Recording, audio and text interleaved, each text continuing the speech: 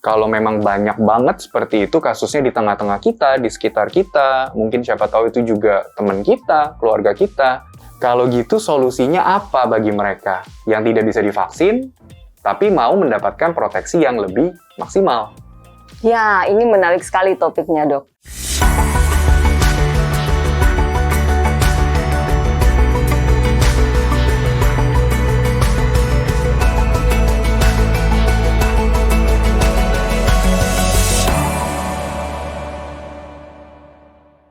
Halo Mami Millennials, kembali lagi di video YouTube kita hari ini bersama saya Dr. Gary.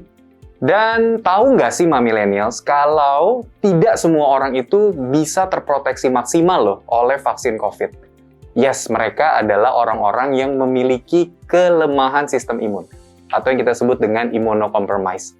Lalu kalau kayak gitu gimana nih? Apakah ada solusi bagi mereka supaya kita bisa lindungi yang rentan dari COVID? Oleh karena itu, bersama dengan kita hari ini sudah hadir Dr. Sandra Cynthia Lango, spesialis penyakit dalam, konsultan rheumatologi. Apa kabar, Dok? Baik, Dok. Apa kabar? Puji Tuhan, sehat. Dokter sehat? Sehat. Puji Tuhan. Dan Dr. Sandra saat ini praktek di Siloam Hospital, Lipo Village, Tangerang, Banten. Nah, Dok, saya mau tanya. Indonesia ini kan kita sudah memasuki masa endemi. Tapi kayaknya COVID itu nggak selesai-selesai nih sampai sekarang. Dan bahkan baru aja Omicron yang subvarian XBB ini masuk nih ke Indonesia. Lalu gimana dong untuk mereka yang memiliki immunocompromised dan tidak bisa terproteksi maksimal dari vaksin COVID yang sudah ada? Ya, betul banget Dr. Gary. Jadi selama 3 tahun ini kita sudah banyak belajar ya tentang COVID-19. Kita semua sudah tahu manfaat vaksin COVID-19 untuk mencegah dan menurunkan angka kematian akibat COVID ini. Tapi itu biasanya kita bisa lihat dari populasi sehat. Namun ternyata ada populasi tertentu yang dokter sudah sebutkan tadi, immunocompromised. Jadi orang yang punya sistem imun yang lebih lemah, ini biasanya tidak mendapatkan perlindungan yang optimal dengan adanya vaksin COVID-19 ini. Nah, kalau kita bisa melihat pada penelitian ya, salah satu penelitian, ternyata respon imun sesudah vaksinasi yang dinilai dengan angka kejadian rawat inap pada saat sesudah vaksinasi, kita bisa melihat bahwa pada kelompok sehat, jika dibandingkan dengan kelompok immunocompromised, yang kelompok immunocompromised ini tidak begitu optimal. Nah, kalau kita melihat pada grafik ini, pada kelompok yang sehat, itu perlindungannya itu stabil dari waktu ke waktu dan bahkan sesudah booster juga sangat stabil respon imunnya. Jadi efektivitas vaksin dalam penelitian ini dinilai dari kejadian rawat inap ya. Nah, kemudian pada kelompok yang immunocompromised atau daya tahan tubuhnya lebih lemah ini, ternyata vaksin itu tidak seefektif pada yang sehat. Kita bisa melihat pada grafik yang berwarna biru itu selalu lebih di bawah dibandingkan dengan grafik yang warna ungu. Dan bahkan kalau kita melihat pada bulan ke-7, efektivitas vaksin ini di bawah 70%. Dan sesudah booster pun tidak seoptimal pada orang yang sehat. Jadi memang ada kelompok tertentu yang tidak mendapatkan perlindungan optimal dari vaksinasi, yaitu immunocompromised tadi. Lalu kalau gitu apa aja ya dok dampaknya bagi mereka yang immunocompromised dok? Yang sudah divaksin pun tetap proteksinya lebih rendah. Ya betul, jadi kalau kita sudah mengetahui bahwa kelompok immunocompromised ini relatif proteksinya lebih rendah, tentunya mereka akan lebih mudah untuk terinfeksi COVID-19. Ini ya suatu fakta yang pasti ya. Dan ternyata tidak hanya mudah terinfeksi COVID-19, mereka juga akan lebih berat jika terinfeksi COVID-19. Jadi ada suatu data penelitian pada pasien-pasien yang menjalani transplantasi organ, kita bisa melihat di sini data penelitiannya, bahwa pada pasien-pasien yang post-transplantasi organ ini, apabila terkena COVID-19, 3 kali lebih tinggi resikonya untuk dirawat di rumah sakit jika dibandingkan dengan populasi normal. Dan juga tidak hanya itu, ternyata juga mereka lebih sering memberat pada saat terinfeksi COVID-19. Sehingga lebih banyak dirawat di ruang intensif dan juga lebih banyak yang menggunakan obat-obat vasopresor dalam hal ini. Dan kalau kita lihat hasil akhirnya, ternyata angka kematian juga lebih tinggi pada kelompok immunocompromised dibandingkan dengan populasi normal jika terinfeksi COVID-19. Wah, kalau gitu berarti mereka yang imunokompromis ini jadi jauh lebih tinggi ya kemungkinan bisa terinfeksi, bahkan terinfeksi berat, bahkan masuk rumah sakit dan sampai meninggal ya, Dok? Betul, betul, Dok. Kalau gitu sebenarnya siapa aja nih, Dok, orang-orang yang tergolong imunokompromis? Ya, jadi sebenarnya mereka tuh ada di sekeliling kita ya, Dok. Nah, dan CDC sudah membuat suatu definisi yang disebut dengan kelompok imunokompromis ini, yaitu misalnya pasien kanker yang sedang menjalani kemoterapi yang aktif. Kanker ini bisa tumor padat atau kanker darah. Kemudian orang-orang yang menjalani transplantasi organ. Mereka biasanya menggunakan obat imunosupresan atau obat penurun imun yang tentunya meningkatkan risiko infeksi. Okay. Kemudian ada juga yang menyandang imunodefisiensi primer, baik yang kelompok yang sedang ataupun berat dalam hal ini. Dan ada juga pasien-pasien dengan HIV yang mungkin dalam kondisi lanjut atau tidak mendapatkan treatment. Dan yang paling penting lagi, di masyarakat kita banyak sekali yang menggunakan obat-obat imunosupresan dan kortikosteroid dosis tinggi untuk mengobati penyakit-penyakit, dan terutama diantaranya adalah penyakit autoimun yang paling sering. Ya. Betul. Wah, kalau gitu sebenarnya banyak sekali ya. Betul. Di sekeliling kita sebenarnya kayak gitu. Kalau kayak gitu mungkin dokter bisa jelasin lebih detail, kira-kira kasusnya di Indonesia tuh estimasinya seperti apa sih, Dok? Ya, sebenarnya kasus di Indonesia ini sangat banyak ya, Dok ya. Jadi kalau misalnya kita berpraktek sebagai dokter, pasien kita nih tanpa kita sadari sangat banyak yang imunokompromis. Jadi banyak yang kanker menjalani kemoterapi yang aktif atau bahkan pasien dialisis nih, cuci darah, ini termasuk dalam kelompok imunokompromis juga biasanya.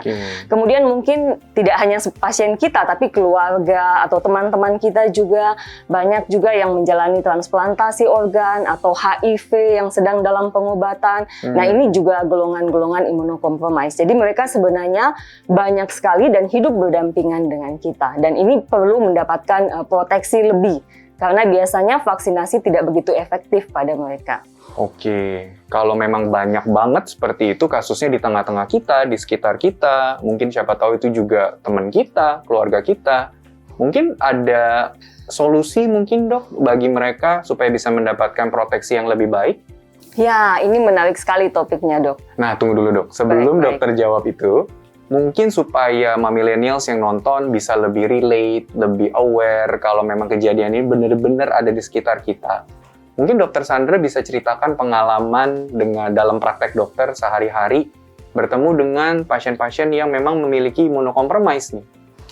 Ya, betul, Dr. Giri. Dalam praktek sehari-hari kan saya banyak berhadapan dengan pasien-pasien autoimun ya. Jadi mereka adalah kelompok imunokompromis.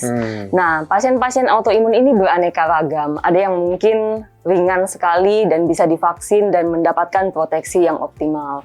Namun, sebagian di antara mereka ini ada yang kondisinya cukup berat. Mereka menggunakan kortikosteroid dosis tinggi dan kemudian menggunakan banyak obat imunosupresan yang tentunya ini digunakan untuk mempertahankan kestabilan penyakitnya.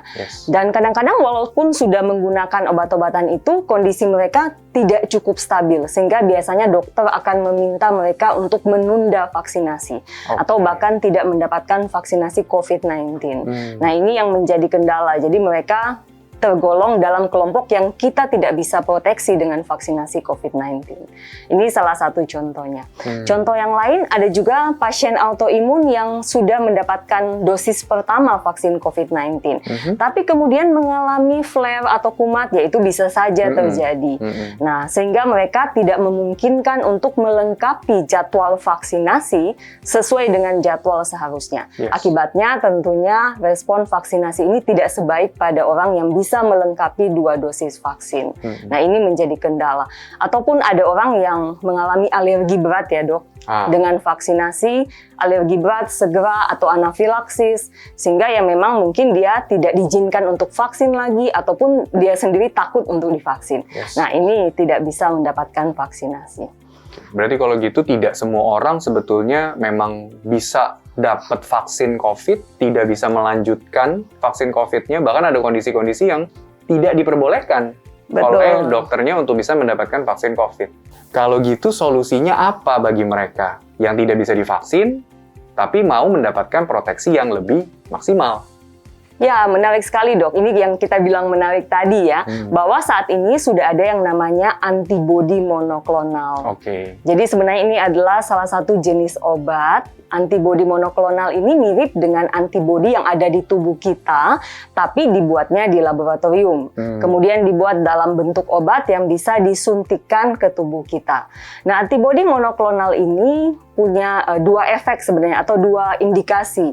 Yang pertama adalah untuk COVID-19 yang ringan, itu bisa digunakan untuk terapi. Nah, yang penting yang berkaitan dengan topik kita adalah antibodi monoklonal ini bisa digunakan untuk pencegahan. Pencegahan. Ya, jadi disuntikan di tubuh kita dan dia bisa digunakan sebagai pencegahan semacam imunisasi pasif. Jadi antibodinya langsung yang diberikan sehingga ini bisa mencegah terjadinya COVID-19 pada pasien-pasien yang mungkin tidak bisa divaksin. Yes. Ya, jadi sekali lagi tapi ini bukan untuk menggantikan vaksinasi ya pada populasi umum, tapi hanya pada populasi tertentu yang tidak mungkin divaksinasi. Yes, karena memang berbeda ya dok. Kalau vaksin itu kan kita memasukkan virusnya supaya dia antibodi kita bisa terpicu untuk membentuk antibodinya. Kalau antibodi monoklonal ini memang sudah dimasukkan antibodinya supaya dia bisa langsung berefek di dalam badan kita ya dok. Betul. Nah lalu kalau dari sisi lifestyle, dari sisi gaya hidup, apakah ada yang berbeda nih dok dengan mereka yang imunokompromis? Mungkin ada lifestyle yang harus dijaga yang berbeda dengan kita yang tidak memiliki kelemahan imun. Ya, baik. Jadi ya sebenarnya secara umum lifestyle semua sama ya dok ya. Jadi kita di masa pandemi ini sudah banyak belajar tentang lifestyle yang baik. Jadi ini efek positif dari pandemi. Nah, khusus untuk pasien-pasien imunokompromis, biasanya mereka menyandang semua penyakit kronik. Yang mungkin yang agak spesifik adalah bagaimana kita mengedukasi mereka untuk memastikan supaya penyakitnya terkendali. Jadi jangan putus obat, karena ternyata penelitian menunjukkan kalau mereka penyakitnya nggak terkendali, ini akan meningkatkan risiko untuk terjadi COVID-19. Oke. Ya. Yang lain ya lifestyle secara umum seperti protokol kesehatan, kemudian bagaimana dia menjaga sistem imun tubuhnya agar bekerja optimal. Yaitu dukungan nutrisi yang baik, kemudian tidur cukup, olahraga teratur, mengatasi obesitas, tidak merokok. Yaitu kita semua sudah paham di masa pandemi ini. Berarti nggak ada alasan ya dok bagi mereka yang imunokompromis, terus kalau dia lagi bilang, aduh lagi capek, jadi saya nggak usah olahraga sebanyak yang tidak ada imunokompromis ya dok ya? Ya, berolahraga sesuai dengan kemampuan masing-masing. Oke. Nah mungkin yang terakhir dok, mungkin ada pesan dari Dr. Sandra untuk kepada millennials yang mungkin punya keluarga atau punya teman yang memiliki kelemahan sistem imun. Ya, buat teman-teman yang menyandang penyakit-penyakit yang tergolong dalam imunokompromis, pesan saya sekali lagi, pastikan agar penyakitnya tetap terkendali, karena itu penting banget loh. Kemudian kalau memang Bapak dan Ibu yang imunokompromis diizinkan vaksin oleh dokter, harus mendapatkan vaksinasi COVID-19. Nah, kecuali memang ada halangan untuk vaksinasi, mungkin ke depannya kita punya opsi lain nih sebagai pencegahan, yaitu antibodi monoklonal yang kita bicarakan pada hari ini. Baik, dengan demikian kita akhiri di sesi diskusi hari ini. Terima kasih Dr. Sandra atas waktunya. Terima kasih atas ilmunya yang sudah dibagikan. Semoga millennials yang nonton bisa terinfo dengan lebih baik. Nah, jadi kalau dari diskusi kita hari ini bisa kami simpulkan kalau bagi mereka yang memiliki imunokompromis itu memiliki resiko yang lebih tinggi untuk bisa terkena COVID, baik itu sampai terkena COVID berat, masuk rumah sakit, bahkan sampai meninggal. Dan sebenarnya tidak semua orang itu atau yang memiliki imunokompromis bisa mendapatkan vaksin seperti kita yang tidak memiliki kelemahan sistem imun. Dan penting untuk selalu bisa menjaga kondisi imunokompromisnya itu tetap stabil. Karena dengan itu nanti ke depannya mungkin bisa diizinkan oleh dokter untuk bisa mendapatkan vaksin kembali. Tapi kalaupun tidak bisa, karena satu hal dan yang lainnya, mungkin kondisinya tidak memungkinkan, maka bisa diberikan solusi yang lebih baik. Supaya bisa meningkatkan proteksi, yaitu dengan salah satunya dengan memberikan antibodi monoklonal. Oke, sekali lagi terima kasih Dr. Sandra atas waktunya, atas ilmunya yang sudah diberikan. Terima kasih Dr. Gary. Terima kasih juga kepada millennials yang sudah nonton acara kita hari ini. Like video ini, subscribe kalau belum, and share sebanyak-banyaknya supaya kita bisa sama-sama lindungi yang rentan dari COVID. Stay safe!